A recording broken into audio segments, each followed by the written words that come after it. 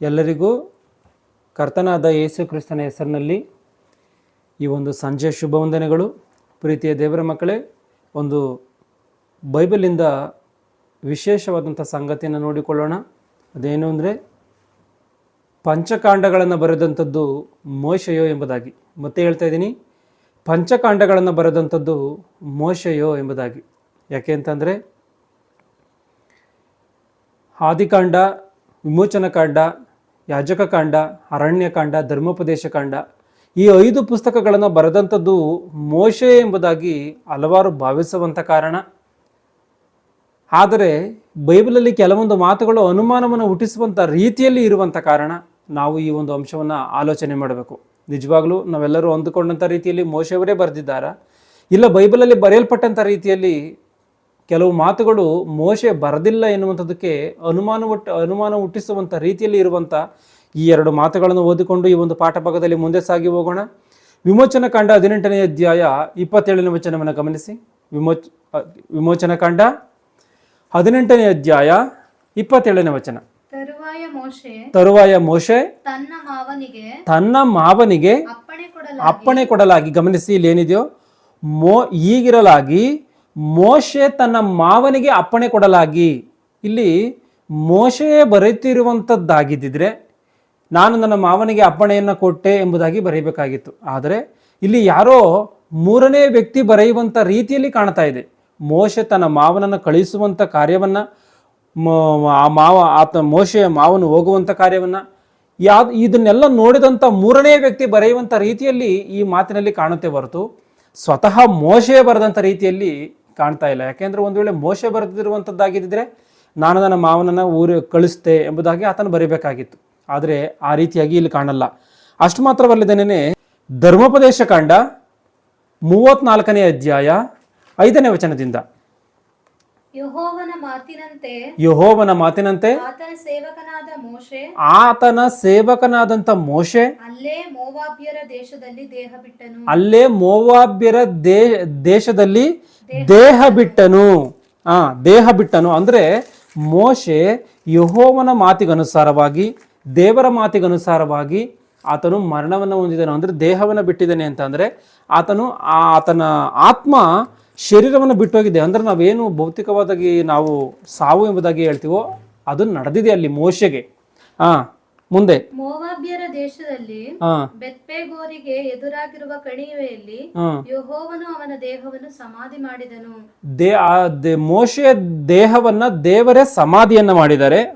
ಅವನ ಸಮಾಧಿ ಎಲ್ಲಿದೆಯೋ ಇಂದಿನವರೆಗೂ ಯಾರಿಗೂ ತಿಳಿಯದು. ಮೋಶೆ ಸಾಯುವಾಗ 120 ವರ್ಷದವನಾಗಿದ್ದು. ಗಮನಿಸಿ, ಈ ಮಾತುಗಳೆಲ್ಲ ಎಲ್ಲಿ ಯಾವ ರೀತಿಯಾಗಿ ಅನ್ನಿಸ್ತಾ ಇದೆಯೋ, ಒಂದು ವೇಳೆ ಮೋಶೆ ಬರೆದಿರುವಂಥದ್ದೇ ಆಗಿದ್ದಿದ್ರೆ ಈ ಧರ್ಮೋಪದೇಶ ಕಾಂಡ ಗ್ರಂಥವನ್ನ, ಅಂದ್ರೆ ಇಲ್ಲಿ ಬರೆಯಲ್ಪಟ್ಟಿರುವಂಥ ಈ ಮಾತುಗಳನ್ನು ಮೋಶೆ ಬರೆದಿರುವಂಥದ್ದೇ ನಿಜವಾಗಿದ್ದಿದ್ರೆ ಆತನಲ್ಲಿ ಸತ್ವಗಿರುವಂಥ ಕಾರ್ಯವು ಕಾಣುತ್ತೆ. ಸತ್ವಗಿರುವಂಥ ವ್ಯಕ್ತಿ ಬರೆಯುವಂಥದ್ದೇನು? 5ನೇ ವಚನದಲ್ಲಿ ಆತನು ಸತ್ವಾಗಿದ್ದಾನೆ. 6ನೇ ವಚನದಲ್ಲಿ ಆತನ ದೇಹವನ್ನು ದೇವರು ಸಮಾಧಿ ಮಾಡಿದ್ದಾರೆ. 7ನೇ ವಚನದಲ್ಲಿ ಏನಿದೆ ಅಂದರೆ, ಮೋಶೆ ಸಾಯುವಾಗ 120 ವರ್ಷದವನಾಗಿದ್ದನು. ಅವನ ಕಣ್ಣು ಮುಬ್ಬಾಗಿರಲಿಲ್ಲ, ಅವನ ಜೀವಕಳೆ ಕುಂದಿ ಹೋಗಿರಲಿಲ್ಲ. ಮೋವಾಬ್ಯರ ಮೈದಾನದಲ್ಲಿ ಇಸ್ರಾಯೇಲ್ಯರು ಮೋಶೆಗೋಸ್ಕರ 30 ದಿನ ದುಃಖಿಸಿದರು. ಅಲ್ಲಿಗೆ ಮೋಶೆಯ ಪ್ರಲಾಪದ ದಿನಗಳು ಮುಗಿದವು. ಮುಂದೆ ಮೋಶೆಯ ನೂನನ ಮಗನಾದ ಯೆಹೋಶುವನ ಮೇಲೆ ಕೈ ಇಟ್ಟದರಿಂದ, ಅಂದ್ರೆ ಇಲ್ಲಿ ನೋಡಿ, ಮೋಶೆ ಸತ್ತಿರುವಂತ ಕಾರ್ಯವು ಮೇಲಿನ ವಚನಗಳಲ್ಲಿ ಕಾಣುತ್ತೆ. ಇಲ್ಲಿ 9ನೇ ವಚನದಲ್ಲಿ ಕೆಳಗೆ ಏನ್ ಕಾಣುತ್ತೆ? ಮೋಶೆ ನೂನನ ಮಗನಾದಂಥ ಯೆಹೋಶುವನ ಮೇಲೆ ಕೈ ಇಟ್ಟಿದ್ದರಿಂದ ಅಂತ ಹೇಳಿದೆ. ಅಂದ್ರೆ ಸತ್ತೋದಂಥವನು ಕೈ ಇಡುವಂಥದ್ದೇನು ಅಲ್ಲ, ಮೊದಲೇ ನಡೆದಿದೆ. ಆತನ ಸಾಯುವುದಕ್ಕಿಂತ ಮೊದಲೇ ಈ ಕಾರ್ಯವು, ಯೆಹೋಶುವನನ್ನು ನೇಮಿಸುವಂಥ ಕಾರ್ಯವು ನಡೆದಿದೆ. ಅದೇ ಇಲ್ಲಿ ಬರೆಯಲ್ಪಟ್ಟಿರುವಂಥದ್ದು. ಮೇಲೆ ಕೈ ಇಟ್ಟಿದ್ದರಿಂದ ಅವನು ಜ್ಞಾನವರ ಸಂಪನ್ನನಾದನು. ಯೆಹೋವನು ಮೋಶೆಗೆ ಕೊಟ್ಟ ಆಜ್ಞೆಗೆ ಅನುಸಾರವಾಗಿ ಇಸ್ರಾಯೇಲ್ಯರು ಯೆಹೋವನ ಮಾತಿನ ಪ್ರಕಾರ ನಡೆದರು. ಅನುಸಾರವಾಗಿ ಇಸ್ರಾಯೇಲ್ಯರು ಯೆಹೋಶುವನ ಮಾತಿನ ಪ್ರಕಾರ ನಡೆದರು. ಯೆಹೋವನು ಮೋಶೆಯ ಸಂಗಡ ಮುಖಾಮುಖಿಯಾಗಿ ಬಳಕೆಯಾಗಿದ್ದನು. ಆತನು ಐಗುಪ್ತ ದೇಶದಲ್ಲಿ ಫರೋಹನ ಮುಂದೆಯೂ ಅವನ ಪರಿವಾರದವರ ಮುಂದೆಯೂ ವಿಧವಿಧವಾದ ಅದ್ಭುತ ಮಹತ್ ಕಾರ್ಯಗಳನ್ನು ನಡೆಸುವುದಕ್ಕೆ ಯೆಹೋವನು ಅವನನ್ನು ಕಳುಹಿಸಿದನು. ಇಸ್ರಾಯೇಲ್ಯರ ಮುಂದೆ ವಿಶೇಷವಾದ ಭುಜಪರಾಕ್ರಮವನ್ನು, ಭಯಂಕರ ಕಾರ್ಯಗಳನ್ನು ನಡೆಸಿದನು. ಇಂಥವನಿಗೆ ಸಮಾನನಾದ ಮತ್ತೊಬ್ಬ ಪ್ರವಾದಿ ಈಚೆಗೆ ಇಸ್ರಾಯೇಲ್ಯರಲ್ಲಿ ಹುಟ್ಟಲೇ ಇಲ್ಲ. ಗಮನಿಸಿ, ನಿಸ್ಸಂದೇಹವಾಗಿ ಹೇಳ್ಬೋದು, ಈ ಒಂದು ಮಾತುಗಳನ್ನ ಮೋಶೆ ಬರೆದಿಲ್ಲ, ಬೇರೆ ಯಾರೋ ಬರಿತಾ ಇದ್ದಾರೆ ಎನ್ನುವಂಥ ಮಾತು ಸ್ಪಷ್ಟವಾಗಿ ಕಾಣುತ್ತೆ. ಮಾತ್ರವಲ್ಲದೆ ಮೋಶೆ ಬರೆದಿದ್ದಾರೆ, ಈ ಕಾಂಡಗಳನ್ನ ಪೂರ್ತಿ 5 ಕಾಂಡಗಳನ್ನ ಪೂರ್ತಿ ಮೋಶೆಯವರೇ ಬರೆದಿದ್ದಾರೆ ಎನ್ನುವಂಥದ್ದಕ್ಕೆ ಈ 5 ಕಾಂಡಗಳನ್ನು ಹೇಳ್ತಾ ಇದ್ದೀನಿ, 5 ಪುಸ್ತಕಗಳನ್ನ ಮೋಶೆಯವರೇ ಬರೆದಿದ್ದಾರೆ ಎನ್ನುವುದಕ್ಕೆ ಬೈಬಲಲ್ಲಿ ಯಾವ ಆಧಾರವೂ ಕೂಡ ಇಲ್ಲ. ಗಮನಿಸಿ, ಈ ಮಾತುಗಳನ್ನು ನೀವು ಸ್ಪಷ್ಟವಾಗಿ ಗಮನಿಸಬೇಕು. ಮಾತ್ರವಲ್ಲ, ನೀವು ಇದನ್ನ ಆಲೋಚನೆಯನ್ನು ಕೂಡ ಮಾಡಬೇಕು. ಮತ್ತೆ ಇನ್ನೊಂದು ಮಾತನ್ನ ಇಲ್ಲಿ ಗಮನಿಸಿ, ಧರ್ಮೋಪದೇಶ ಕಾಂಡ 31ನೇ ಅಧ್ಯಾಯ 24ನೇ ವಚನವನ್ನ, ಧರ್ಮೋಪದೇಶ ಕಾಂಡ 31ನೇ ಅಧ್ಯಾಯ 24ನೇ ವಚನವನ್ನ. ಮೋಶೆ ಈ ಧರ್ಮಶಾಸ್ತ್ರವನ್ನು ಗ್ರಂಥರೂಪವಾಗಿ ಬರೆದು ಪೂರೈಸಿದಾಗ ಯೆಹೋವನ ಆಜ್ಞಾಶಾಸನಗಳ ಮಂಜೂಷವನ್ನು ಹೊರುವ ಲೇವಿಯರಿಗೆ ನೀವು ಈ ಧರ್ಮಶಾಸ್ತ್ರ ಪುಸ್ತಕ, ಗಮನಿಸಿ, ಇಲ್ಲೇನಿದೆಯೋ, ಮೋಶೆ ಈ ಧರ್ಮಶಾಸ್ತ್ರವನ್ನ ಗ್ರಂಥರೂಪವಾಗಿ ಬರೆದು ಪೂರೈಸಿದಾಗ, ಗ್ರಂಥರೂಪವಾಗಿ ಬರೆದು ಪೂರೈಸಿದಾಗ, ಇಲ್ಲಿ ನಾವು ಗಮನಿಸಬೇಕಾಗಿರುವಂಥ ಒಂದು ವಿಚಾರ ಇದೆ. ಚರಿತ್ರೆಯ ಗ್ರಂಥವೇ ಬೇರೆ, ದೇವರು ಕೊಟ್ಟಂತ ಆಜ್ಞೆಗಳನ್ನು ಬರೆದಿರುವಂಥ ಈ ಒಂದು ಧರ್ಮಶಾಸ್ತ್ರವೇ ಬೇರೆ. ಇಲ್ಲಿ ಮೋಶೆಯವರು ಅರಣ್ಯದಲ್ಲಿ ನಡೆಸ್ಕೊಂಡು ಹೋಗುವಂಥ ಸಮಯದಲ್ಲಿ ಇಸ್ರಾಯೇಲ್ಯರು ಏನು ತಪ್ಪನ್ನು ಮಾಡಿದ್ರು, ಮೋಶೆ ಅವರು ಯಾವ ರೀತಿಯಾಗಿ ಅವ್ರಿಗೆ ಅವರ ಮುಂದೆ ನಡ್ಕೊಂಡ್ರು, ಇವ್ರಿಗೂ ಮೋಶೆಗೂ ಮತ್ತು ಇಸ್ರಾಯೇಲರಿಗೂ ನಡೆದಿರುವಂಥ ಮಾತಿನ ಚಕಮಕಿಗಳು, ಇವೆಲ್ಲ ಈ ಚರಿತ್ರೆಯನ್ನು ಬರೆದಿರುವಂಥದ್ದೇ. ಈ ಚರಿತ್ರೆಯೇ ಬೇರೆ, ಧರ್ಮಶಾಸ್ತ್ರವೇ ಬೇರೆ. ಅಂದ್ರೆ ಈ ಧರ್ಮಶಾಸ್ತ್ರ ಅಂದ್ರೆ ಏನು? ದೇವರ ಜೊತೆಯಲ್ಲಿ ಮೋಶೆ ದೇವರ ಬಳಿಯಲ್ಲಿ ಹೋಗಿ ಆತನ ಬೆಟ್ಟದ ಮೇಲೆ ತಿಳಿದುಕೊಂಡು ಬಂದಂತ ಆಜ್ಞೆಗಳು, ಅದೇ ಧರ್ಮಶಾಸ್ತ್ರ. ಚರಿತ್ರೆ ಗ್ರಂಥ ಅಂದ್ರೆ ಇವರ ಮದುವೆ, ಇವ್ರು ನಡ್ಕೊಂಡು ಹೋಗುವಂಥ ಸಮಯದಲ್ಲಿ ಏನೇನು ನಡೀತೋ ಈ ಕಾರ್ಯಗಳೆಲ್ಲವೂ ಕೂಡ ಈ ಚರಿತ್ರೆ. ಅಂದ್ರೆ ಇಲ್ಲಿ ಈ ಸ್ಪಷ್ಟವಾಗಿ ಕಾಣುತ್ತೆ, ಮೋಶೆ ಈ ಧರ್ಮಶಾಸ್ತ್ರವನ್ನ ಗ್ರಂಥರೂಪವಾಗಿ ಬರೆದು ಪೂರೈಸಿದಾಗ ಅಂತ ಹೇಳಿ ಬರೆಯಲ್ಪಟ್ಟಿದೆಯಲ್ಲ, ಇದು ಯಾವುದು ಅಂತ ಅಂದ್ರೆ ಆತನು ದೇವರಿಂದ ಹೊಂದಿಕೊಂಡಂತಹ ಆಜ್ಞೆ, ದೇವರಿಂದ ಹೊಂದಿಕೊಂಡು ಇಸ್ರಾಯೇಲರು ನಡೆದುಕೊಳ್ಳಬೇಕಾದಂಥ ರೀತಿಯನ್ನ ದೇವರು ಯಾವ ರೀತಿಯಾಗಿ ಆಜ್ಞೆಯ ರೂಪದಲ್ಲಿ ಹೇಳಿದ್ರೋ ಆ ಆಜ್ಞೆಗಳನ್ನ ಮೋಶೆಯವರೇ ಬರೆದಿದ್ದಾರೆ. ಮಾತ್ರವಲ್ಲದೆ ಮೋಶೆಯವರು ಕೂಡ ಬರೆದಿರ್ಬೋದು, ಆತನು ಬೇರೆಯವರು ಕೈಯಲ್ಲೂ ಕೂಡ ಬರೆಸಿರಬಹುದು. ಯಾಕೆ ಈ ಮಾತನ್ನ ನಾನು ಹೇಳ್ತಾ ಇದ್ದೀನಿ ಅಂತ ಅಂದ್ರೆ, ಮೋಶೆಯವರು ಐಗುಪ್ತ ದೇಶವನ್ನ ಇಸ್ರಾಯೇಲರೊಂದಿಗೆ ಬಿಟ್ಟಂತ ಸಮಯದಲ್ಲಿ, ಅಂದ್ರೆ ಇಸ್ರಾಯೇಲರನ್ನ ಕರೆದುಕೊಂಡು ಐಗುಪ್ತ ದೇಶವನ್ನ ಬಿಟ್ಟಂತ ಸಮಯದಲ್ಲಿ 80 ವರ್ಷಗಳಿಗಿನ್ನ ಜಾಸ್ತಿ ಆಗಿದೆ ಮೋಶೆಯವರಿಗೆ. ಅಂದ್ರೆ ಆತನು ವೃದ್ಧಾಪ್ಯದಲ್ಲಿ ಇದ್ದಾನ ಅಂತ ಹೇಳಿ ನೋಡುವಾಗ ವೃದ್ಧಾಪ್ಯದಲ್ಲಿ ಇದ್ದಾನೆ. ದೇವರ ಆಜ್ಞೆಗಳನ್ನ ಕೆಲವೊಂದು ಆತನು ಬರೆದಿದ್ದಾನೆ, ಮತ್ತೆ ಚರಿತ್ರೆಕಾರರು ಕೂಡ ಬರೆದಿದ್ದಾರೆ, ಚರಿತ್ರೆಗಳನ್ನ ಬರೆದಿರುವಂಥವರು ಕೂಡ ಇದ್ದಾರೆ. ಅಂದ್ರೆ ಈ ಆಜ್ಞೆಗಳಲ್ಲೂ ಕೂಡ ಆತನು ಕೂಡ ಬರೆದಿರ್ಬೋದು. ಯಾಕಂದ್ರೆ ಈ ಮಾತು ಸ್ಪಷ್ಟವಾಗಿ ಆತನೇ ಬರೆದಿದ್ದಾನೆ ಎನ್ನುವಂಥದ್ದಕ್ಕೂ ಕೂಡ ಸಾಕ್ಷಿ ಕೊಡುತ್ತೆ. ನಾವಾಗ್ಲೇ ಓದ್ಕೊಂಡಂಥ ಮಾತುಗಳು ಆತನು ಬರೆದಿಲ್ಲ ಅನ್ನೋದಕ್ಕೂ ಕೂಡ ಸಾಕ್ಷಿ ಕೊಡುತ್ತೆ. ಆ ರೀತಿಯಾಗಿ ಇದ್ದಾಗ ಆತನು ವೃದ್ಧಾಪ್ಯದಲ್ಲಿ ಇರುವಂತ ಕಾರಣ ಆತನಾದ್ರೂ ಬರೆದಿರ್ಬೋದು, ಇಲ್ಲ ಆತನು ಕೂರಿಸ್ಕೊಂಡು ಬೇರೆಯವರು ಯಾರಾದ್ನೂ ಕೂರಿಸ್ಕೊಂಡು ಬರೆಸಿರಬಹುದು. ಗಮನಿಸ್ಬೇಕು ಈ ಮಾತನ್ನ. ಇಲ್ಲಿ ಚರಿತ್ರೆಯೇ ಬೇರೆ, ಧರ್ಮಶಾಸ್ತ್ರವೇ ಬೇರೆ ಎನ್ನುವಂಥದ್ದನ್ನ ಸ್ಪಷ್ಟವಾಗಿ ನಾವು ಅರ್ಥ ಮಾಡಿಕೊಳ್ಬೇಕು. ಮತ್ತೆ 2 ಅರಸಗಳು 14ನೇ ಅಧ್ಯಾಯ 6ನೇ ವಚನವನ್ನ ಗಮನಿಸಿ. 2 ಅರಸಗಳು 14ನೇ ಅಧ್ಯಾಯ 6ನೇ ವಚನವನ್ನ. ಆದರೆ ಮಕ್ಕಳ ಪಾಪದ ದೆಸೆಯಿಂದ ತಂದೆಗೂ, ತಂದೆಯ ಪಾಪದ ದೆಸೆಯಿಂದ ಮಕ್ಕಳಿಗೂ ಮರಣ ಶಿಕ್ಷೆಯಾಗಬಾರದು. ಪ್ರತಿಯೊಬ್ಬನು ತನ್ನ ಪಾಪ ಫಲವನ್ನು ತಾನೇ ಅನುಭವಿಸಬೇಕು ಎಂಬುದಾಗಿ ಮೋಶೆಯ ಧರ್ಮಶಾಸ್ತ್ರದಲ್ಲಿರುವ ಯೆಹೋವನ ಅಪ್ಪಣೆಯನ್ನು ನೆನಪು. ಮೋಶೆಯ ಧರ್ಮಶಾಸ್ತ್ರದಲ್ಲಿರುವ ಯೆಹೋವನ ಅಪ್ಪಣೆಯನ್ನ, ಇದೇ ಮತ್ತು ತೆಲುಗು ಭಾಷೆ ಬೈಬಲಲ್ಲಿ ಏನಿದೆ ಅಂದ್ರೆ ಮೋಶೆಯವರು ಬರೆದು ಕೊಟ್ಟಿರುವ ಎನ್ನುವಂಥ ರೀತಿಯಲ್ಲಿ ಇದೆ. ಅಂದ್ರೆ ಮೋಶೆಯವರು ಆಜ್ಞೆಯನ್ನು ಬರೆದು ಕೊಟ್ಟಿದ್ದಾರೆ ಎನ್ನುವಂಥ ಮಾತಿಗೆ ಸ್ಪಷ್ಟವಾಗಿ ಈ ಮಾತುಗಳು ಸಾಕ್ಷಿ ಕೊಡುತ್ತೆ. ಅಂದ್ರೆ ಮೋಶೆಯವರು ಕೂಡ ಬರೆದಿದ್ದಾರೆ. ಹೌದು, ಮೋಶೆಯವರು ಕೂಡ ಬರೆದಿದ್ದಾರೆ. ಅಂದ್ರೆ ಧರ್ಮಶಾಸ್ತ್ರವನ್ನ ಮೋಶೆಯವರೇ ಬರೆದಿದ್ದಾರ? ಖಚಿತವಾಗಿ ಗಮನಿಸಿ, ಖಚಿತವಾಗಿ ಬರೆದಿದ್ದಾರೆ. ಮತ್ತೆ ವಿಮೋಚನಾ ಕಾಂಡದಲ್ಲಿ 18ನೇ ಅಧ್ಯಾಯ 13ನೇ ವಚನವನ್ನ ಗಮನಿಸಿ. ವಿಮೋಚನಾ ಕಾಂಡ 18ನೇ ಅಧ್ಯಾಯ 13ನೇ ವಚನವನ್ನ. ಮಾರನೇ ದಿನ ಮೋಶೆ ಜನರಿಗೆ ನ್ಯಾಯ ತೀರಿಸುವುದಕ್ಕೆ ಕೂತಿರಲು ಪ್ರಾತಃ ಕಾಲದಿಂದ ಸಾಯಂಕಾಲದವರೆಗೂ ಜನರು ಅವನ ಹತ್ತಿರ ನಿಂತಿದ್ದರು. ಮೋಶೆಯು ಜನರಿಗೋಸ್ಕರ ಮಾಡಿದ್ದೆಲ್ಲವನ್ನೂ, ಪ್ರಾತಃ ಕಾಲದಿಂದ ಸಾಯಂಕಾಲದವರೆಗೂ ನ್ಯಾಯ ತೀರಿಸುವಂಥ ಕಾರ್ಯಗಳು, ಅಂದರೆ ಇಸ್ರಾಯೇಲರಲ್ಲಿ ಏನು ಗಲಾಟೆಗಳು ಗಲಭೆಗಳು ನಡೆದಿದೆಯೋ ಆ ವಿಚಾರದಲ್ಲಿ ನ್ಯಾಯ ತೀರಿಸುವಂಥ ಕಾರ್ಯವು ನಡೆದಿದೆ. ಅದು ಬೆಳಿಗ್ಗೆಯಿಂದ ಸಾಯಂಕಾಲವರೆಗೂ ಆಗಿದೆಯಂತೆ. ಆಲೋಚನೆ ಮಾಡಿ, ಇಷ್ಟೆಲ್ಲ ಕಾರ್ಯ ಇದ್ದಂಥ ಸಮಯದಲ್ಲಿ ನಾವು ವಿಮೋಚನಾ ಯಾಜಕ ಕಾಂಡ ಗ್ರಂಥವನ್ನು ನಾವು ಆಲೋಚನೆ ಮಾಡಿ ನೋಡುವಂಥದ್ದಾದರೆ ದೇವರು ಕೊಟ್ಟಿರುವಂಥ ಆಜ್ಞೆಗಳು ಅಷ್ಟಿಷ್ಟಲ್ಲ, ಅಷ್ಟು ಆಜ್ಞೆಗಳನ್ನು ಕೊಟ್ಟಿದ್ದಾರೆ. ಮೋಶೆ ಬೆಟ್ಟದ ಮೇಲೆ ಅಷ್ಟು ಆಜ್ಞೆಗಳನ್ನು ಯಾವ ರೀತಿಯಾಗಿ ತಲೆಯಲ್ಲಿ ಇಟ್ಕೊಂಡಿರ್ಬೋದು ಆಲೋಚನೆ ಮಾಡಿ. ಆ ವೃದ್ಧಾಪ್ಯದಲ್ಲಿ ಆತನ ಯಾವ ರೀತಿಯಾಗಿ ತಲೆಯಲ್ಲಿ ಇಟ್ಕೊಂಬಂದು ಅದನ್ನು ಗ್ರಂಥರೂಪವಾಗಿ ಬರೆದಿರ್ಬೋದು. ಮೋಶೆ ಹೇಳಿದಂಥ ಎಲ್ಲ ಮಾತು, ದೇವರು ಹೇಳಿದಂಥ ಮಾತು ಎಲ್ಲವನ್ನ ಮೋಶೆಯವರ ತಲೆಯಲ್ಲಿ ಇಟ್ಕೊಂಬಂದು ಬರೀಬೇಕು ಅಂತಂದ್ರೆ ಅದು ಸಾಮಾನ್ಯವಾದಂಥ ಸಂಗತಿಯ ಆಗಿರುವಂಥ ಕಾರಣ ಬೇರೆಯವರ ಕೈಯಲ್ಲೂ ಕೂಡ ಬರೆಸಿರ್ಬೋದು ಎನ್ನುವಂಥದ್ದಕ್ಕೆ ಇವೆಲ್ಲ ಮಾತುಗಳು ನಾವು ಆಲೋಚನೆ ಮಾಡಬೇಕಾಗಿ ಬರುತ್ತೆ. ಮತ್ತು ಧರ್ಮೋಪದೇಶ ಕಾಂಡ 31ನೇ ಅಧ್ಯಾಯ 9ನೇ ವಚನವನ್ನು ಗಮನಿಸಿ. ಧರ್ಮೋಪದೇಶ ಕಾಂಡ 31:9. ಮೋಶೆ ಧರ್ಮಶಾಸ್ತ್ರವನ್ನು ಬರೆದು ಯೆಹೋವನ ಆಜ್ಞಾಶಾಸನಗಳ ಗಮನಿಸಿ, ಬರೆದು ಅಂದ್ರೆ ಮೋಶೆಯವರೇ ಬರೆದು ಧರ್ಮಶಾಸ್ತ್ರವನ್ನು ಬರೆದು ಯೆಹೋವನ ಆಜ್ಞಾಶಾಸನಗಳ ಮಂಜೂಷವನ್ನು ಹೊರುವ ಲೇವಿಯರಾದ ಯಾಜಕರ ಮತ್ತು ಹಿರಿಯರ ವಶಕ್ಕೆ ಕೊಟ್ಟು ಅವರಿಗೆ ಪ್ರತಿ 7 ವರ್ಷಗಳು ಪೂರ್ತಿಯಾದಾಗ ಸಾಕು. ಗಮನಿಸಿ, ಇಲ್ಲಿ ಮೋಶೆಯವರೇ ಬರೆದಿದ್ದಾರೆ ಎನ್ನುವಂತ ಮಾತು ಕಾಳುತ್ತೆ. ಇಲ್ಲಿ ನಾವು ಮುಖ್ಯವಾಗಿ ಗಮನಿಸಬೇಕಾಗಿರುವಂತ ವಿಚಾರ ಇದೆ. ಮೋಶೆಯವರು ಬರೆದಿರುವಂಥ ಕಾರ್ಯವೂ ಕೂಡ ಇದೆ. ಮೋಶೆಯವರಲ್ಲದೆ ಚರಿತ್ರೆಗಳನ್ನು ಬರೆದಿರುವಂಥ ಬೇರೆಯವರು ಬರೆದಿರುವಂಥ ಮಾತುಗಳು ಕೂಡ ಇಲ್ಲಿ ಕಾಣುತ್ತೆ. ನಾವು ಆದಿಕಾಂಡವನ್ನು ಗಮನಿಸುವಂಥದ್ದಾದರೆ ಅಬ್ರಹಾಮನ ಚರಿತ್ರೆ ಇದೆ, ಇಸಾಕನ ಚರಿತ್ರೆ ಇದೆ, ಯಾಕೋಬನ ಚರಿತ್ರೆ ಇದೆ. ಅಬ್ರಹಾಮ, ಇಸಾಕ, ಯಾಕೋಬರ ಕಾಲದಲ್ಲಿ ಮೋಶೆಯವರು ಇದ್ದಾರೆ ಅಂತ ಅಂದ್ರೆ ಇಲ್ಲ. ಆತನು ವಿಮೋಚನಾ ಕಾಂಡದಲ್ಲೇ ಆತನು ಜನಿಸುವಂಥ ಕಾರ್ಯವು. ಮತ್ತೆ ಮೋಶೆಯವರು ಜನಿಸುವುದಕ್ಕಿಂತ ಮೊದಲೇ, ಮೋಶೆಯವರು ಹುಟ್ಟುವುದಕ್ಕಿಂತ ಮೊದಲಿನ ಕಾರ್ಯವನ್ನು ಆತನ ಯಾವ ರೀತಿಯಾಗಿ ಬರೆದರು ಆಲೋಚನೆ ಮಾಡಿ. ಸೃಷ್ಟಿ ಕಾರ್ಯವನ್ನು ಆತ ಯಾವ ರೀತಿಯಾಗಿ ಬರೆದಿರ್ಬೋದು. ಆಗಿರುವಂಥ ಕಾರಣ ದೇವರು ಯಾರೋ ಒಬ್ಬರ ಕೈಯಲ್ಲಿ ಈ ಒಂದು ಗ್ರಂಥಗಳನ್ನು ಬರೆದಿದ್ದಾರೆ ಎನ್ನುವಂಥದ್ದನ್ನು ನಿಸ್ಸಂದೇಹವಾಗಿ ನಾವು ಹೇಳ್ಬೋದು. ಆದ್ರೆ ಮೋಶೆಯವರೇ ಬರೆದಿದ್ದಾರೆ ಅಂತ ಆಗಲಿ, ಇಲ್ಲ ಇನ್ನೊಬ್ಬರೇ ಬರೆದಿದ್ದಾರೆ ಅಂತ ಆಗಲಿ ತೀರ್ಮಾನ ಮಾಡುವುದಕ್ಕೆ ಬೈಬಲಲ್ಲಿ ಯಾವ ಆಧಾರವೂ ಇಲ್ಲ.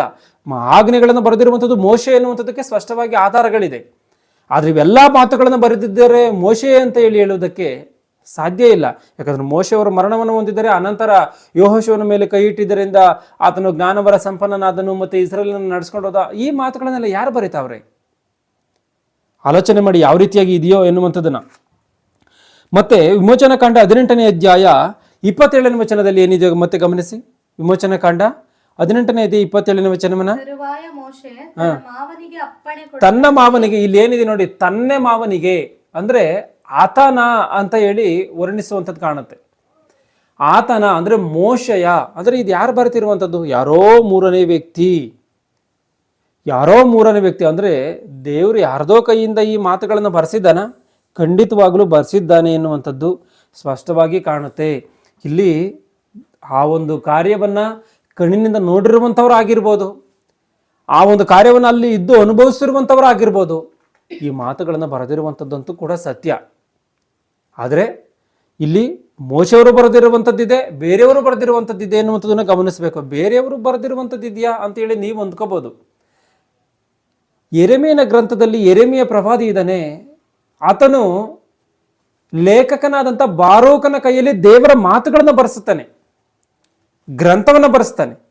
ಆ ರೀತಿಯಾಗಿ ಮೋಶೆಯವರು ಕೂಡ ಬರೆಸಿರ್ಬೋದು, ಹೇಳುವುದಕ್ಕೆ ಸಾಧ್ಯ ಇಲ್ಲ. ಅಷ್ಟೊಂದು ಆಜ್ಞೆಗಳನ್ನು ತಲೆಯಲ್ಲಿ ಇಟ್ಟುಕೊಳ್ಬೇಕು. ಮತ್ತೆ ಆತನು ವೃದ್ಧಾಪ್ಯದಲ್ಲಿರುವಂಥ ಸಮಯದಲ್ಲಿ ಬರೆಯುವುದಕ್ಕೆ ಎಷ್ಟೋ ಕಷ್ಟ. ಆವಾಗಿನ ಕಾಲದಲ್ಲೂ ನೋಡುವಂಥದ್ದಾದರೆ ಚರ್ಮದ ಕಾಗದಗಳ ಮೇಲೆ ಬರೆಯುವಂಥ ಕಾರ್ಯವೂ ಇರುತ್ತೆ. ಯೆರೆಮೀಯನು ಲೇಖಕನಾದಂಥ ಬಾರೂಕನ ಕೈಯಲ್ಲಿ ಬರೆಸಿರುವಂಥ ಕಾರ್ಯವು ಸ್ಪಷ್ಟವಾಗಿ ಕಾಣುತ್ತೆ. ಆಗಿರುವಂಥ ಸಮಯದಲ್ಲಿ ದೇವರ ಮಾತುಗಳನ್ನು ಪ್ರವಾದಿಗಳು ಭಕ್ತರು ಬರೆಯಕ್ಕಾಗದೇ ಇರುವಂಥ ಪರಿಸ್ಥಿತಿಯಲ್ಲಿ ಬೇರೆಯವ್ರ ಕೈಯಲ್ಲಿ ಬರೆಸಿದ್ದಾರೆ ಎನ್ನುವಂಥದ್ದನ್ನು ನಿಸ್ಸಂದೇಹವಾಗಿ ಹೇಳ್ಬೋದು. ಮತ್ತೆ ಅರಸುಗಳ ಗ್ರಂಥ ಇದೆ, 1ನೇ ಅರಸುಗಳು, 2 ಅರಸುಗಳ ಗ್ರಂಥ ಇದೆ. ಈ ಗ್ರಂಥವನ್ನ ಅಲ್ಲಿ ನೋಡುವಂಥ ಸಮಯದಲ್ಲಿ 100 ವರ್ಷಗಳ ಕಾಲ ಎಷ್ಟೋ ರಾಜರುಗಳು ಬರ್ತಾರೆ. ಈ ಎಲ್ಲ ರಾಜರ ಚರಿತ್ರೆಯನ್ನ ಒಬ್ಬ ವ್ಯಕ್ತಿನೇ ಬರೆದಿದ್ದಾನ? ಇಲ್ಲ. ಒಬ್ಬ ವ್ಯಕ್ತಿ ಬರೆಯುವುದಕ್ಕೆ ಅಷ್ಟು ಜನ ರಾಜರುಗಳು ಅವರು ಹುಟ್ಟಿ ಆಳ್ವಿಕೆ ಮಾಡಿ ಸಾಯುವಂಥದ್ದನ್ನೆಲ್ಲ ನೋಡ್ಬೇಕು ಅಂದ್ರೆ ಎಷ್ಟು ವರ್ಷಗಳ ಕಾಲ ಬದುಕಿರ್ಬೇಕು, 100 ವರ್ಷಗಳ ಕಾಲ ಬದುಕಿರ್ಬೇಕು. 100 ವರ್ಷಗಳ ಕಾಲ ಬದುಕಿರುವಂಥ ಕಾರ್ಯವು ಎಲ್ಲಿ ಕಾಣುತ್ತೆ? ಆದಿಕಾಂಡದಲ್ಲಿ ಕಾಣುತ್ತೆ.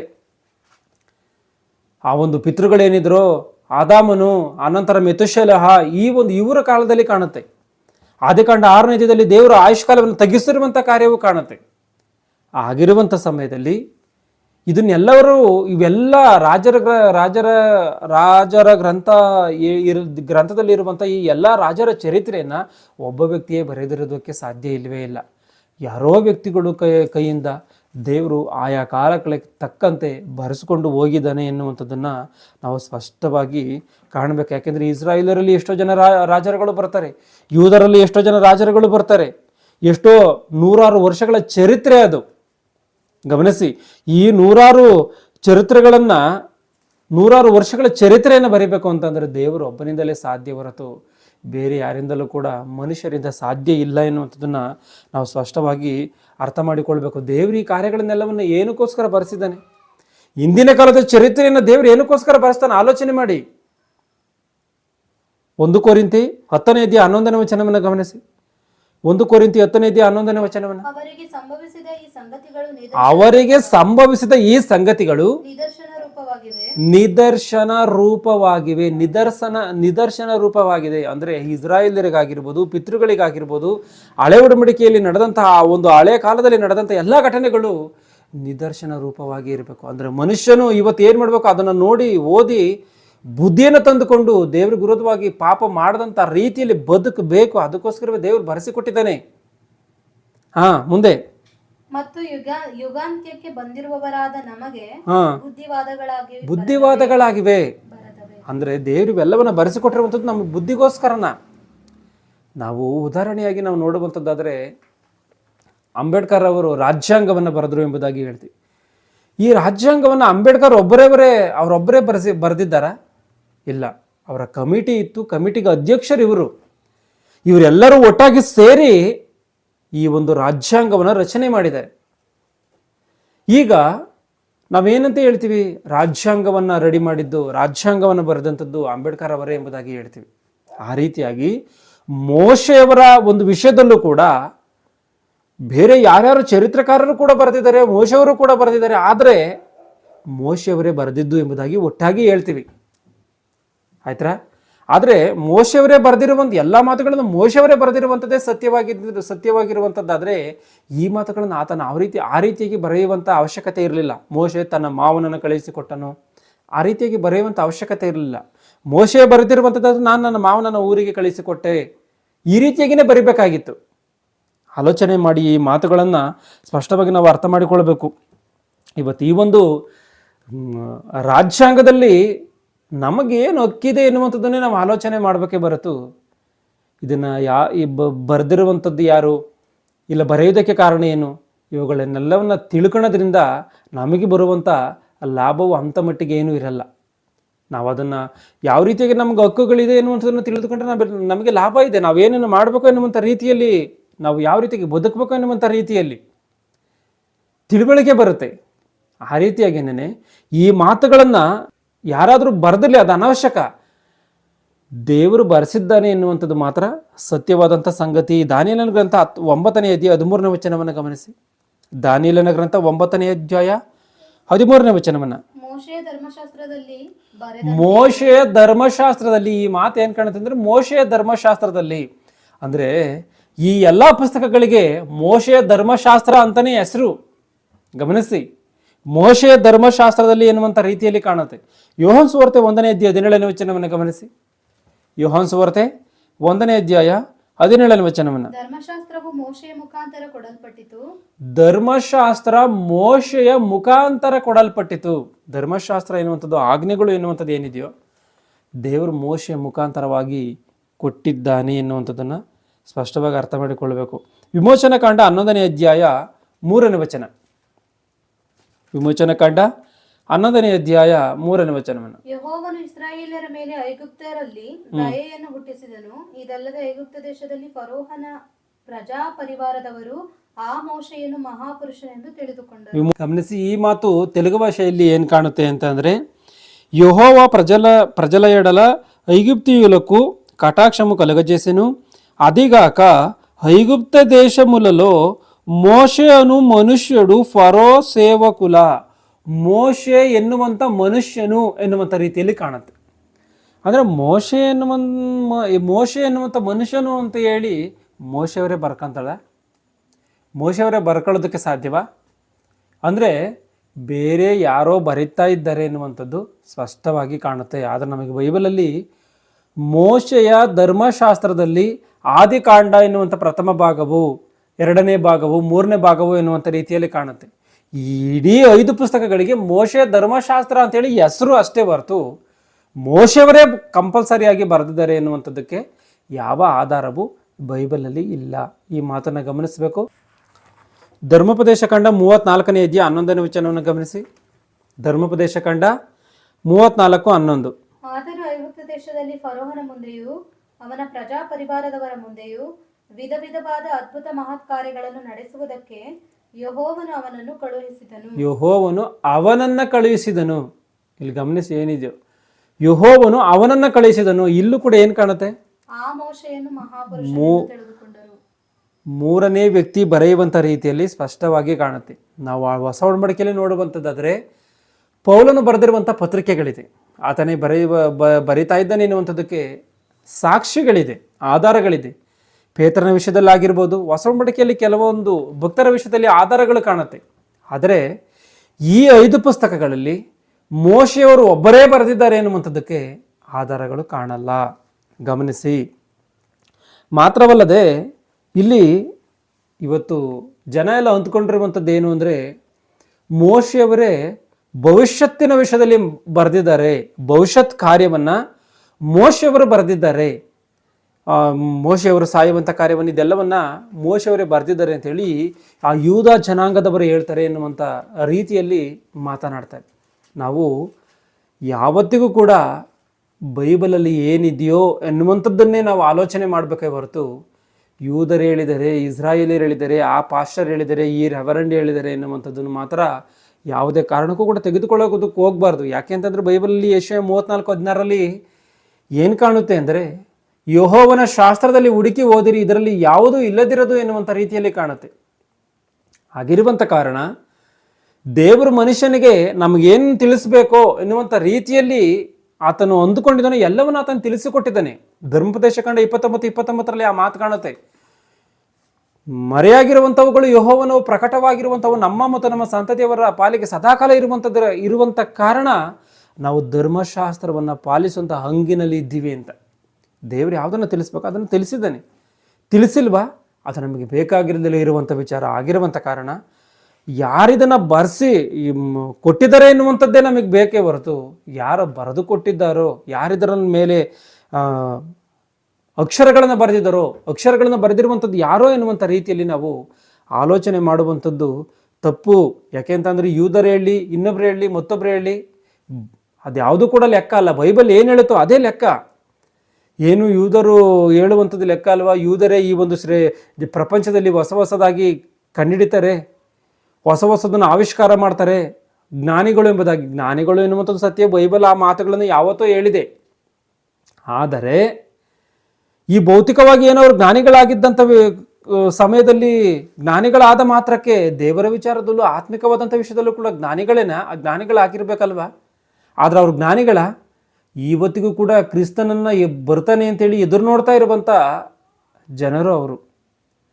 ದೇವರಿಂದ ಶಪಿಸಲ್ಪಟ್ಟಂಥವರು ಅವರು. ದೇವರು ಯೇಸು ಕ್ರಿಸ್ತನ ಒಂದು ಸಮಯದಲ್ಲಿ ಪ್ರವಾದಿಗಳ ಪ್ರಾಣವನ್ನು ತೆಗೆಯುವ ಹೊಳೆ ಅಂತ ಎಂಬುದಾಗಿ ಹೇಳಿದ್ದಾರೆ. ಅಂದರೆ ಯೇಸು ಕ್ರಿಸ್ತನ ಈ ಮಾತನ್ನು ಹೇಳಿದ್ದಂಥದ್ದು ಏನಕ್ಕೋಸ್ಕರ ಇರ್ಬೋದು ಆಲೋಚನೆ ಮಾಡಿ. ಅಂದರೆ ಅಂಥ ದುಷ್ಟತನದಲ್ಲಿ ಮೆರೆದಿದ್ದಾರೆ ಇಸ್ರಾಯೇಲ್ಯರು. ಆಗಿರುವಂಥ ಕಾರಣ ಅವ್ರು ಹೇಳಿದಂಥ ಮಾತ್ರಕ್ಕೆ ಮೋಶೆಯವರೇ ಈ ಪುಸ್ತಕಗಳನ್ನೆಲ್ಲವನ್ನು ಭವಿಷ್ಯತ್ತಿನ ವಿಷಯದಲ್ಲಿ, ಆತನ ಮರಣದ ವಿಷಯದಲ್ಲೂ ಕೂಡ ಆತನೇ ಬರೆದಿದ್ದಾನೆ ಅಂತೇಳಿ ಹೇಳುವುದಕ್ಕೆ ಬೈಬಲಲ್ಲಿ ಯಾವ ಆಧಾರವೂ ಇಲ್ಲದೇ ಇರುವಂಥ ಕಾರಣ, ಬೈಬಲಲ್ಲಿ ಏನಿದೆಯೋ ಅದನ್ನೇ ನಾವು ಮಾತನಾಡಿಕೊಳ್ಳಬೇಕಾಗಿರುವಂಥ ಕಾರಣ ಮೋಶೆಯವರು ಬರೆದಿರುವಂಥ ಕಾರ್ಯವೂ ಇದೆ, ಬೇರೆಯವರು ಬರೆದಿರುವಂಥ ಕಾರ್ಯವೂ ಕೂಡ ಇದೆ. ಇಡೀ 5 ಕಾಂಡಗಳನ್ನು ಮೋಶೆಯವರು ಒಬ್ಬರೇ ಬರೆದಿಲ್ಲ ಎನ್ನುವಂಥದ್ದಕ್ಕೆ ನಾನೀಗ ತೋರಿಸಿದಂಥ ಮಾತುಗಳು ಆಧಾರ ಆಗಿರುವಂಥ ಕಾರಣ ಯಹೂದ್ಯರು ಹೇಳಿದಂಥ ಮಾತ್ರಕ್ಕೆ ಅದು ಯಾವುದೇ ಕಾರಣಕ್ಕೂ ಕೂಡ ನಿಜ ಆಗಲ್ಲ. ಬೈಬಲ್ ಏನು ಹೇಳುತ್ತೋ ಅದೇ ನಿಜ.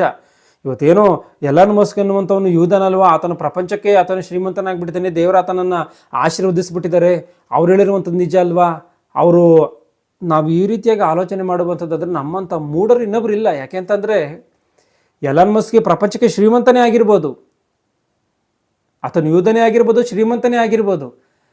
ಆದರೆ ಮಂಗಳ ಗ್ರಹದಲ್ಲಿ ಮನುಷ್ಯನು ವಾಸ ಮಾಡುವುದಕ್ಕೆ ನಾನೇನೋ ಏರ್ಪಾಟನ್ನು ಮಾಡ್ತೀನಿ, ಪರಿಶೋಧನೆ ಮಾಡ್ತೀನಿ ಎಂಬುದಾಗಿ ಹೋಗುವಂಥ ಹುಚ್ಚರು ಇವರು.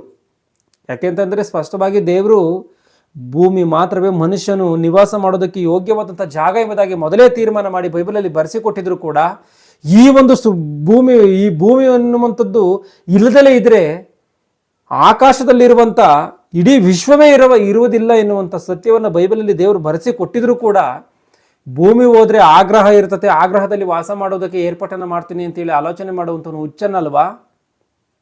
ಹಾಗಿರುವಂಥ ಕಾರಣ ಈ ಹುಚ್ಚರ ಮಾತನ್ನು ಕಟ್ಟಿಕೊಳ್ಳದಂಥ ರೀತಿಯಲ್ಲಿ ಬೈಬಲ್ ಏನು ಹೇಳುತ್ತೋ, ದೇವ್ರು ಏನು ಹೇಳಿದಾರೋ ಅದನ್ನೇ ನಾವು ಅರ್ಥ ಮಾಡಿಕೊಳ್ಳಬೇಕು. ಈಗ ಬೈಬಲಲ್ಲಿರುವಂಥ 66 ಪುಸ್ತಕಗಳನ್ನ ಯಾವ ಮನುಷ್ಯನೇ ಬರೆಯಲಿ, ಅದು ನಮ್ಗೆ ಅನವಶ್ಯಕವಾದಂಥ ಕಾರ್ಯ. ಯಾರು ಬರೆಸಿ ಕೊಟ್ಟಿದ್ದಾರೋ ಎನ್ನುವಂಥದ್ದೇ ಮುಖ್ಯ. ಯಾರು ಬರೆಸಿ ಕೊಟ್ಟಿದ್ದಾರೋ ಒಂದ್ಸರಿ 2 ಪೇತ್ರ 1ನೇ ಅಧ್ಯಾಯ 20ನೇ ವಚನ 21ನೇ ವಚನವನ್ನು ಗಮನಿಸಿ. 2 ಪೇತ್ರ 1ನೇ ಅಧ್ಯಾಯ 20ನೇ ವಚನ 21ನೇ ವಚನವನ್ನ. ಶಾಸ್ತ್ರದಲ್ಲಿರುವಂಥ ಯಾವ ಪ್ರವಾದನ ವಾಕ್ಯವೂ, ಅಂದ್ರೆ ಈ ದೇವರ ವಾಕ್ಯಗಳಲ್ಲಿರುವಂಥ 66 ಪುಸ್ತಕಗಳಲ್ಲಿರುವಂಥ ಯಾವ ವಾಕ್ಯವೂ ಕೂಡ ಕೇವಲ ಮಾನುಷ ಬುದ್ಧಿಯಿಂದ ವಿವರಿಸತಕ್ಕದ್ದಲ್ಲವೆಂಬುದನ್ನು ಮುಖ್ಯವಾಗಿ ತಿಳಿದುಕೊಳ್ಳಿರಿ. ಯಾಕೆಂದರೆ ಯಾವ ಪ್ರವಾದನೆಯು ಎಂದೂ, ಅಂದ್ರೆ ಜಗತ್ತು ಹುಟ್ಟಿದ್ದು ಮೊದಲುಗೊಂಡು ಆದಿಕಾಂಡ ಮೊದಲುಗೊಂಡು ಪ್ರಕಟಣೆ ಗ್ರಂಥದವರೆಗೂ ಕೂಡ ಎಂದು ಮನುಷ್ಯರ ಚಿತ್ತದಿಂದ ಉಂಟಾಗಲಿಲ್ಲ. ಮನುಷ್ಯನ ಆಲೋಚನೆಯಿಂದ ಬಂದಿರುವಂಥದ್ದಲ್ಲ ಬೈಬಲ್, ಮನುಷ್ಯನ ಊಹೆಯಿಂದ ಬಂದಿರುವಂಥದ್ದಲ್ಲ ಬೈಬಲ್. ದೇವರ ಆಲೋಚನೆಯಿಂದ, ದೇವರ ಬಾಯಿಂದ ಬಂದಿರುವಂಥ ಮಾತುಗಳು ಬೈಬಲಲ್ಲಿ ಇರುವಂಥದ್ದು. ಹಾಗಿರುವಂಥ ಕಾರಣ ಮೋಶೆಯವರು ಬರೆದಿದ್ದಾರಾ, ಇನ್ನೊಬ್ಬರು ಬರೆದಿದ್ದಾರಾ, ಮತ್ತೊಬ್ಬರು ಬರೆದಿದ್ದಾರಾ ಎನ್ನುವಂಥ ವಿಷಯದಲ್ಲಿ ನಾವು ಆಲೋಚನೆ ಮಾಡದಂಥ ರೀತಿಯಲ್ಲಿ ದೇವರು ಯಾರ್ದೋ ಒಬ್ಬರ ಕೈಲಿ ಬರೆಸಿ ಕೊಟ್ಟಿದ್ದಾರಲ್ಲ ಅಂತ ಹೇಳಿ ನಾವು ಅದನ್ನು ಅರ್ಥ ಮಾಡಿಕೊಂಡು ಆ ಮಾತುಗಳನ್ನು ಸರಿಯಾದಂಥ ರೀತಿಯಲ್ಲಿ ಅರ್ಥ ಮಾಡಿಕೊಂಡು ದೇವರಿಗೋಸ್ಕರ ಬದುಕಬೇಕು. ಒಂದು ವೇಳೆ ದೇವರ ಮಾತುಗಳಿಗೆ ವ್ಯತಿರೇಕವಾಗಿ ನಾವೇನಾದರೂ ಮಾತನಾಡಿದ್ರೆ ಏನಾಗುತ್ತೆ? ದೇವರು ಕಠಿಣವಾದಂಥ ಶಿಕ್ಷೆಯನ್ನು ಕೊಡ್ತೀನಿ ಎಂಬುದಾಗಿ ಬರೆಸಿರುವಂಥ ಮಾತು ಕಾಣುತ್ತೆ. ಪ್ರಕಟಣೆ ಗ್ರಂಥ 22ನೇ ಅಧ್ಯಾಯ 18ನೇ ವಚನವನ್ನು ಗಮನಿಸಿ. ಪ್ರಕಟಣೆ ಗ್ರಂಥ 22:18. ಈ ಪುಸ್ತಕದಲ್ಲಿರುವಂಥ ಪ್ರವಾದನ ವಾಕ್ಯಗಳನ್ನ ಕೇಳುವ ಪ್ರತಿಯೊಬ್ಬನಿಗೆ ನಾನು ಹೇಳುವ ಸಾಕ್ಷಿ ಏನೆಂದರೆ, ಇವುಗಳಿಗೆ ಯಾವನಾದರೂ ಹೆಚ್ಚು ಮಾತುಗಳನ್ನು ತಂದು ಹಾಕಿದರೆ ದೇವರು ಅವನ ಮೇಲೆ ಈ ಪುಸ್ತಕದಲ್ಲಿ ಬರೆದಿರುವಂತ ಉಪದ್ರವಗಳನ್ನು ತಂದು ಹಾಕುವನು. ಯಾವನಾದರೂ ಈ ಪ್ರವಾದನ ಪುಸ್ತಕದಲ್ಲಿರುವ ಮಾತುಗಳಲ್ಲಿ ಒಂದನ್ನಾದರೂ ತೆಗೆದು ಬಿಟ್ಟರೆ ಈ ಪುಸ್ತಕದಲ್ಲಿ ಬರೆದಿರುವ ಪರಿಶುದ್ಧ ಪಟ್ಟಣದಲ್ಲಿಯೂ ಜೀವವೃಕ್ಷದಲ್ಲಿಯೂ ಅವನಿಗಿರುವ ಪಾಲನ್ನು ದೇವರು ತೆಗೆದು ಬಿಡುವನು. ಈ ವಿಷಯಗಳಲ್ಲಿ ಗಮನಿಸಿ. ಆಗಿರುವಂತ ಕಾರಣ ಯಾವ ಮಾತನ್ನು ತೆಗಿಬಾರ್ದು, ಯಾವ ಮಾತನ್ನು ಸೇರಿಸಬಾರ್ದು ಎನ್ನುವಂಥ ರೀತಿಯಲ್ಲಿ ಕೊನೆಯದಾಗಿ ದೇವರು ಎಚ್ಚರಿಕೆಯನ್ನು ಕೊಟ್ಟಿರುವಂಥ ಕಾರಣ ಬೈಬಲ್ಗೆ ವಿರುದ್ಧವಾಗಿ ಮಾತನಾಡುವಂಥದ್ದು ತಪ್ಪು. ನಾವು ವಿಮೋಚನಾ ಕಾಂಡ ಗ್ರಂಥಗಳಿಂದ ನಾವು ನೋಡ್ಕೊಂಬರುವಂಥದ್ದರೆ ಎಷ್ಟೋ ಮಾತುಗಳು ಕಾಣುತ್ತೆ. ತರುವಾಯ ಯೆಹೋವನು ಮೋಶೆಗೆ ಇಂತೆಂದನು,